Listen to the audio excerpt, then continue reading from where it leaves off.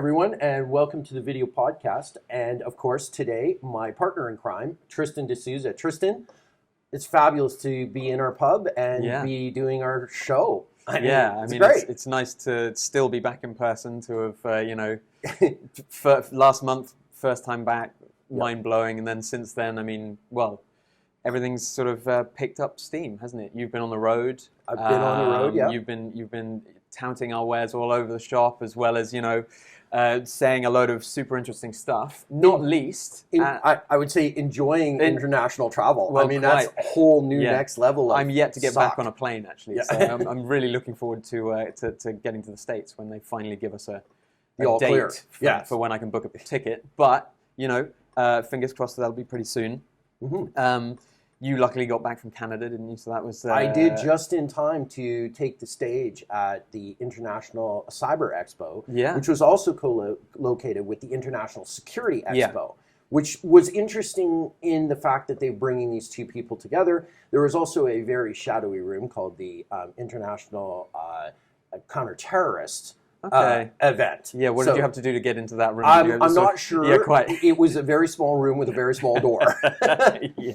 This is the inaugural International Cyber Expo. That's right, yeah. And, canceled 4 or 5 times and postponed, and then, basically it's been 2 years since the gathering of the clans. And obviously cyber companies always used to exhibit at the International Security Expo, which makes sense because, as we were saying before, as we say on this podcast all the time, there's a geopolitical element to cybersecurity. And there's a huge convergence too. Quite. The security industry has become an arm's length cybersecurity part, right? Like bollards now have IP addresses. Do you not feel that it's actually just a pivot towards sort of almost International Cyber Expo, and then International Security Expo will be co-located within that? Because we're moving towards a cyber security-based future, a future in which cybersecurity is the thing that everyone has to focus on more probably than they do their physical security. But our company's CISO, you were there, as you said, taking the stage to talk about what keeps CISOs awake at night. Yeah. Apart from obviously late nights debating in the pub, what is it, in a business sense that keeps you awake at night? So it's interesting because I think, the biggest thing that came out of the panel and the discussion that we were on is there are a lot of elements that are challenging. And, one of the best observations came from Fortinet, the director of Fortinet, and I want to talk a little bit about Chris Parker in a moment. Sure. But I think the most important thing is that the CISOs now are seeing this through, a geopolitical lens, they're seeing it through the cyber lens. Yeah. They're seeing it through sort of traditional security concerns around fraud, because fraud is at epidemic proportions. For sure. And so there are a lot of different things, but, CISO for company X and CISO for company Y all have different worries. Yeah. Part of it might be related to, how's our organization going to survive a breach? How's our organization going to recover from a breach? And as, Dan Card and online, remarked, he said, well, what about the prevent side? And it's like, yeah, I get that. Part of your role as a CISO is, of course, to prevent. Yeah. And, you have compliance frameworks to help you put in the necessary controls. But I think there's a feeling that, data breach is a reality. It's a peril to an organization, among many perils, and that you have to train for it. You have to think about resiliency. Yeah. I think the discussion moved from, we're never going to get breached to the inevitable data breach, and how do I prepare the organization for that? Yeah, so it sounds like you're not putting up the white flag, but you're almost saying it's an inevitability. Breach is going to happen, so we have to have structures in place when the data finally is leaked. And is that your role? Is that the primary role of a CISO today? I think it is. It's to coordinate the resources of the company to bring the company back to normal operations, whatever that is. And what really came out of the discussion was the need to have clear and concise communications. You don't want to be a Dido Harding, right? Right. Who I think honestly, here with the UK and the petrol crisis, Dido Harding would be my vote for getting things back on track. Yeah, sure. Absolutely. But I think, for the CISO, they are in an advisory role. In a lot of cases, they are a behind-the-scenes player, and they need to make sure that they have the relevant information for everything from, the council's office to, the various resources that are then required for the organization to manage to resume normal business operations. Yeah. This is a huge task, and even I would say what part of the discussion is that CISOs now are also customer-facing. So they need to get on the phone to the supply chain, to other people, and go, you know what, we've had a cybersecurity incident. Here's how we're handling it. And we're going to try and do our best to, assure you that, the matter's under investigation, and we'll let you know as a trusted partner or a trusted customer. And I think that's an interesting kind of spin on the job. For a lot of people, it was like, I'm a back-of-house guy. I worry about compliance, and I've got a team. And now it's like, wow, you are, the point person on the cybers, or on the incident. It can be any sort of incident, and you're now thrust onto the stage, quite literally. Yeah, well, literally in your case, yeah. And I mean, in terms of the Security Expo, as a CISO, walking around there, interacting with the people, pushing their wares, of course, but what was it that caught your eye that maybe in terms of developments that we've seen over the last year that people, was there anything surprising? Was there anything intriguing? Yeah, so there's two things that immediately struck me. So the first was, of course, the NSO group exhibiting, right? Made infamous by their Pegasus malware, which was then implicated in the chopping up of a certain journalist. Well, yeah, Jamal Khashoggi, and then, of course, earlier this year, the list of 55,000 telephone numbers of all politicians of all stripes, activists, etc., around the world. So, I mean, there are, should we say, concerns about the NSO group's and legitimacy. Protests, which was interesting. I hadn't really thought that, this would garner that much sort of like, I'm going to say, protest, that, they were here in the United Kingdom. It's a terrible sort of double-edged sword, but if anything can be said about the NSO group, it's they have a public relations problem, and they have a morality problem. For sure. And they need to fix both before they're, I would say, truly welcomed. The other big thing that I found was, it really seemed apparent to me that the security business, so the physical security bases, guards, gates, dogs, was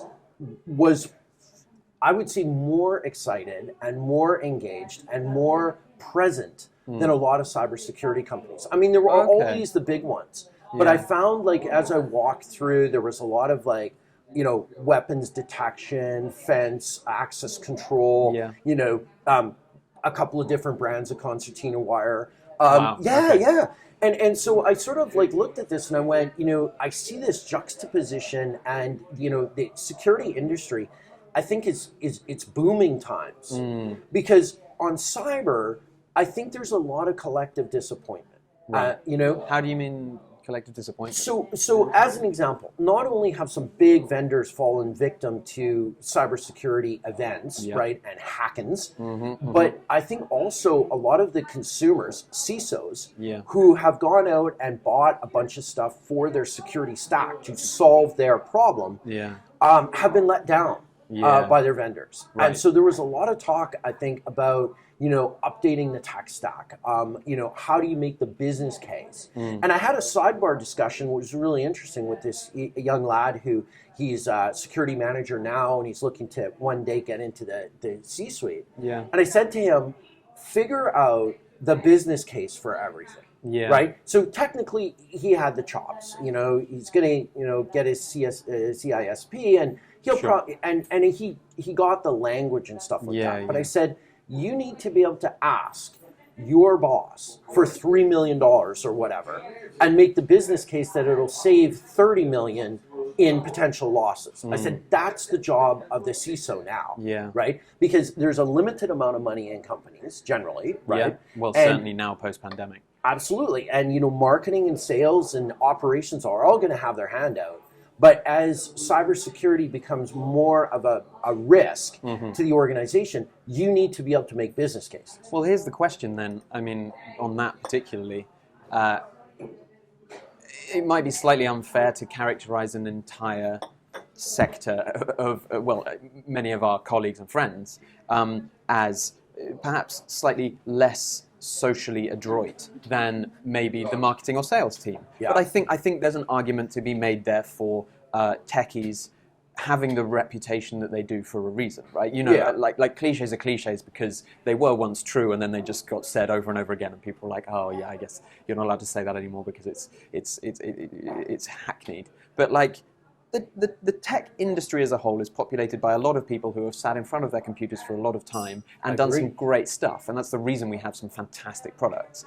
But as a result, perhaps they're less adroit at communicating to their C-suite what it is exactly that they need and why it is exactly that they need it. Yeah. And as a result, maybe we have breaches that could have been avoided if the C-suite had listened to them more closely back in the day. Is it possible that some of these people have got promoted and they are still a techie at heart and maybe less good at communicating than their chief marketing officer or their chief revenue officer might be? I think that's a great observation. I think that's very true. And I think what you're going to see is just the way in organizations the finance team became a department, you're going to see the security team become a department. Yeah. And I think there's a reality that a good CISO doesn't come to the fight alone. Brings the VP of sales and marketing on board and educates them and says, listen, data breach will be bad for our organization. Right. How for bad? Everyone. Well, here are the numbers. Yeah. This is what it's going to do to your sales plan. This is what it's going to do to the revenue targets, right? Yeah. And then, the dirty secret of data breach is the fact that you now have to spend more, not only to get out of the breach situation, but to achieve the financial results that you were going to forecast or that you had decided to sign off on. Yeah. And now you have to spend more money to make up for that lost time, and revenue and customer data if it goes that particular way. So I think, there is this need for almost, I hesitate to use the word, but the internal security evangelist in the organization to go to the different departments and say, this is the impact on our organization should we suffer a data breach. And oh, by the way, it's going to be felt and it's going to be tangible throughout our entire organization. So when you go in front of the CFO, or if you go in front of the CEO and you say, I need $3 million, it should be a collective coming in front of them, including, VPs of sales, including marketing, including internal PR, counsel's office, all these people saying, this makes sense to us. We support this initiative. Because otherwise, you're just another person with a handout looking for a bunch of cash. And that, is a very difficult thing to achieve in an enterprise organization. And in smaller organizations too, right? Yeah. I mean, like across the board, it's very hard to make the case when budgets are constrained that more money should be directed to this in particular, when it seems to me the case has only recently been made that cyber security is as important as it patently is. I mean, that's why we're in the business we're in, right? Exhibitions like the International Cyber Expo and the International Security Expo are there, I always think, in some way as sort of looks to the future of where our industry and security in general is going. Yeah. And clearly that is, better communication across the board, a bigger, like quite literally physically bigger arena for cyber. And that's quite an exciting place to be. But then, interestingly, to take it back to the NSO Group case, as you say, they're probably slightly morally bankrupt at this point. I mean, despite their protestations that they only sell to governments, they only sell to law enforcement agencies that are supposed to use the software legitimately and blah, blah, blah, blah, blah. Okay, fine, we've heard all the lines, but we know that realistically in the field, the tech is used against activists, against human rights people, against journalists. And only yesterday we had a piece about FinSpy, another piece of surveillance, sort of surveillance suite, as it were. Yeah. This one German manufactured, developed. And that's another company that, has arguably a sort of moral obligation to pretty much not be doing what it's doing. Right. So why are they being allowed then, do you think, to exhibit at exhibitions like this at the International Cyber Expo? I think there's a bunch of different elements. So if you're going to rehabilitate, so let's give them the benefit of the doubt that they're on a campaign to try and not be douchebags. Yeah, right. Sure. So part of that fine. part of it is to appear and to put your wares out there. Like I asked the tough questions of the director of Fortinet, and I said, "You guys just had a data breach. You want to talk about that?" And he said, "Well, he gave a very interesting analogy. He said, listen, if you're driving your car down the road and the tires are balding and you haven't had an MOT, there's risk in your organization." And in the Fortinet breach in particular, this was all end of life cycle gear, right? Yeah. And so, there is a certain, I would say, responsibility in an organization to, address those particular needs and not use end of life cycle, gear or on-premise exchange, as we've seen lately. Sure. Yeah. And migrate to something else. Yeah. Now, having said that, NSO Group and other sort of surveillance vendors, there is a legitimate business case for that software, right? However, you look at something like Cobalt Strike, which is being used widely in the criminal underground. That also was, a commercial product, right? Yeah. That has now, leaked into the hands of the evildoers.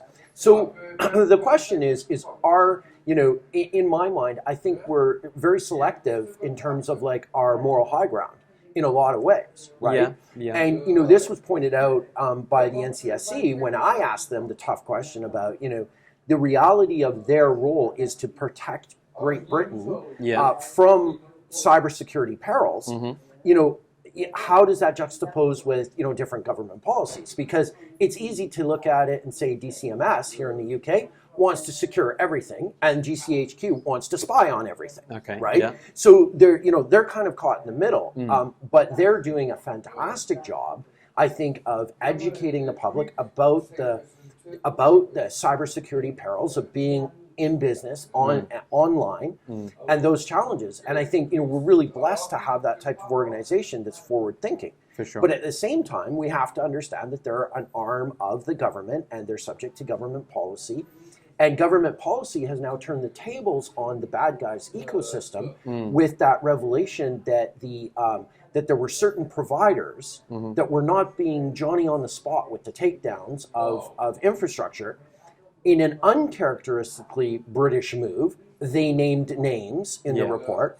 And suddenly now the information security community is like, wow, these people have stepped up to the plate. Yeah. Now, whether or not that's a PR marketing exercise on the so named companies, sure. You can look at it, sort of glass half empty. I prefer to think of it as glass half full. Like maybe they're seeing this now as being a good net citizen is good for the company. And if we can get that message, then I think we can move the ball forward. No one's going to argue that you need to have restricted access to certain sensitive facilities. So why don't we have restricted access for certain sensitive systems, right? Yeah, I mean, I've always thought it goes without saying, but I'm routinely confounded in my expectations of what should be expected and what should be happening. I mean, particularly in cybersecurity, we've talked before, about breaches seemingly coming from companies that really just ought to have, taken necessary steps because they knew that this was going to happen. Massive companies. Yeah. So it always strikes me that I'm perhaps naive in my surprise, but I mean, in terms of the NSO group and surveillance stuff like that, I think you're absolutely right to point out that there is a little bit of grandstanding, perhaps on my behalf as well, when saying legitimate tools are always going to be misused. But I think in the Cobalt Strike case, it's not necessarily been sold to the threat actor. Well, maybe, I mean, yeah. But I assume, and I think I'm right in assuming that in the majority of cases of Cobalt Strike being deployed, and which, as you say, is myriad and all over the shop by threat actors and threat groups from all over the globe. So it's not, a very specific problem to North Korean threat actors, for example, who you would expect to be taking other people's tools, retooling them, and using them for malicious. Exactly, like that. It's by threat actors from all over the world. Right. But I think in the NSO Group case, exactly because of the significant humanitarian fallout from their actions and the undermining of democracy, not least. The issue is much broader than just Cobalt Strike being used in a sort of piece of an attack. Yeah. Pegasus is a product that gives you the ability to see everything that someone does, says, sees. Right. And that, apart from the fact that Google can also do that. Yep. Again, maybe we have to explore that, but that is something that I don't think. And if you don't deactivate certain things in the Microsoft operating system, they get your telemetry as well. Yeah, right? yeah. Well, I'm actually, on a slight tangent, been reading this book called The Age of Surveillance Capitalism. Right. It's a fantastic book by Shoshana Zuboff, who's a cybersecurity doctorate from the States, and a wonderful writer. And she's talking about how the way, basically, those sort of the only major companies in the world right now have monopolized our data to such an extent that it's virtually impossible to do anything without them having eyes on that. Yeah. And how troubling that is for sort of human freedom.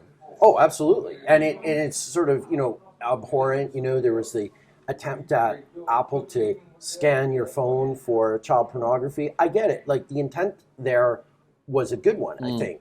But, it will generate so many false positives and overwhelm law enforcement, and then law enforcement will become even more degraded in terms of its capabilities, right? Because if it comes from, Apple with the authority behind it, law enforcement cannot not act, so they're going to have to, and then all of a sudden, there are thousands upon thousands of potential false positives that all need to be investigated, right? Yeah. So I think the intent is there, but again, it's like, how deep, does the well go, right? You're absolutely right that, Google and Microsoft and Facebook and all of these companies have expanded their surveillance of your online activity and monetized it in a lot of cases with very curiously and very obscure ways of getting you to agree to it. And so there's a huge, I think, space now in that, and a lot of people are opting out.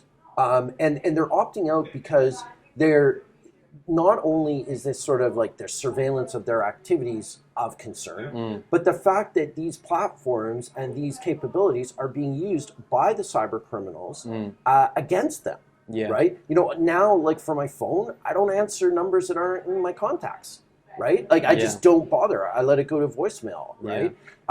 Email me, hit me up on LinkedIn, whatever, but there's now this huge problem of identity, and that identity of individuals is actually now identity of lawful, law enforcement. We've seen, impersonation attacks, like as a court, doing CCJ type of scams. A judgment has been, put forward against you, and you need to pay. And some companies are doing this. And then, you also have the impersonation attacks of, I'm calling from the bank, I want to verify your password is secure, and it's a range of capability, but it's now cyber enabled. Yeah. And, interestingly enough, Ofcom here in the United Kingdom, who has the responsibility for the telephone network, essentially, and, to a certain extent, the internet in the UK, is now spooling up an anti-fraud capability, and it's developing a policy, and hopefully that will, bear some fruit. Because we had action fraud, and it fell over here in the UK, and it fell over because the investigators, all, well-meaning police, etc., the amount of data that poured in was unmanageable with the current tool set they had, right? So we're at this situation now where the internet is a realistic peril for organizations because it's a conduit for both the fraud, cyber-enabled crime, fraud, and the ransomware attacks that have ripped the headlines, every single day. For sure, and will continue to do so. I mean, I think so. It's already a cliche to say, but I mean that's the short-term future is probably in terms of cybercrime is ransomware, right? Absolutely, and it's such a cottage industry now. Yeah. And the one point I will say about this is like when you read in the papers that company X paid $3.5 million or what have you, right?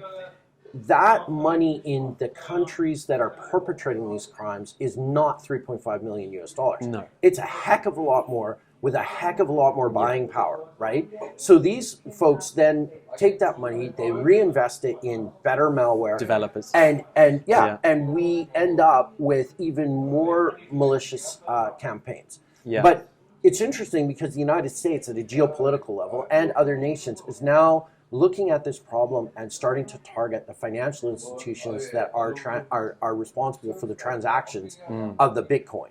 And they're only too ready to drop the hammer on certain organizations that might be emanating from countries that are on the United States sanctions list. Yeah, for sure. And I think that's the start of an anti-ransomware campaign, is kicking the wheels out from the financial level. They need to kick the wheels out from the provider, the registrars, the domain name registrars. Yeah. They'll kick the wheels out on them, and then it's a domino effect. It is a domino effect. Yeah. I mean, we recently had the Black Matter ransomware attack. On a piece of critical infrastructure in the States.